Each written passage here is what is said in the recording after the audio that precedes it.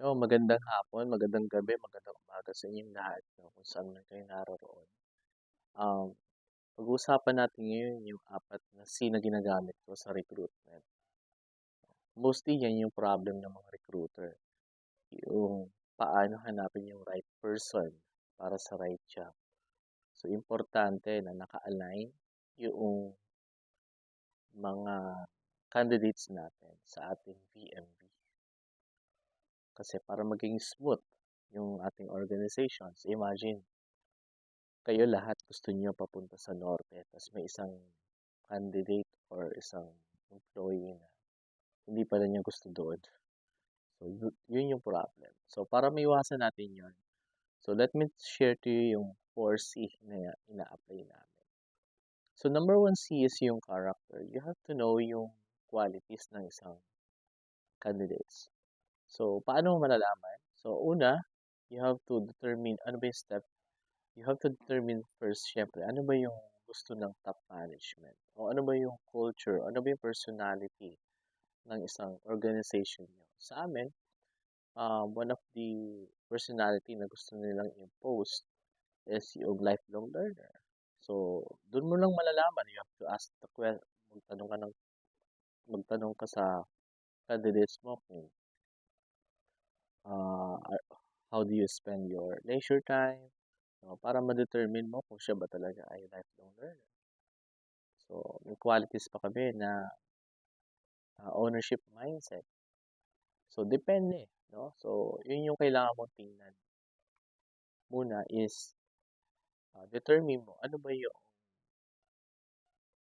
qualities na dapat meron sa isang organization.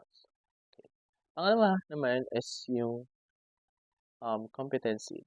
No, yes, definitely. So, kailangan talaga competent yung mga pumapasok sa atin. So, when we say competency kasi iba-iba yan, no? Kasi since iba-iba tayong department, um, may iba't iba silang competency because iba-iba din yung kanilang task. So, ensure mo lang na yung competency na na na-impose nyo sa isang organization. Like, for example, you are an HR, ano ba yung mga competency ng HR? Then, you have to determine, i-assess mo dun sa tao na yun kung nag-a-apply siya ng HR na makikita o maririnig competency na yun. Then, maraming assessment, bahala ka na. So, sinasabi ko lang na you have to look also yung competency. Okay. So, the third is yung culture fit. So, culture fit, it is states na ano ba yung values ng isang organizations. Align ba yung candidates mo? So, yes, oo, magkakaiba tayo ng personal, may mga values tayo. That is personal values. But we need to know kung align ba siya sa organization values natin. Sa core values natin. So, importante yun para hindi natin mas mahirap mag-engage ng tao kasi nga, they are aligned. No?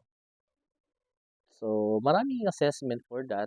Check nyo lang sa mga internet, yung mga culture fit, competency, in terms of character. And the fourth one is ito yung latest kong inad kasi yung curiosity. Yes, ang isang candidate, meron siyang character, meron siyang qualities, meron siyang, he is a competent, and meron siya, culture fit siya, but the problem is, curious, when you say curious is, gusto niya ba yung organization, yung nature ng business niyo? Gusto niya ba yung kung talaga yung company niyo, nag-research ba siya? Ano ba yung why niya, bakit ba siya nag-apply sa atin? So, yun you have to check.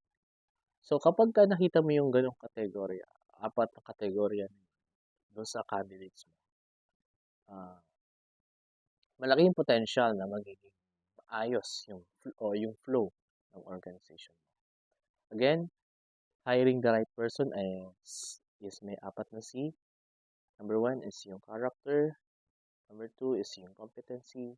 Number 3 is culture fit. And number 4 is yung curiosity. So, sa mga next vlog natin, tingnan natin ano ba yung mga pwede natin topic or you have to comment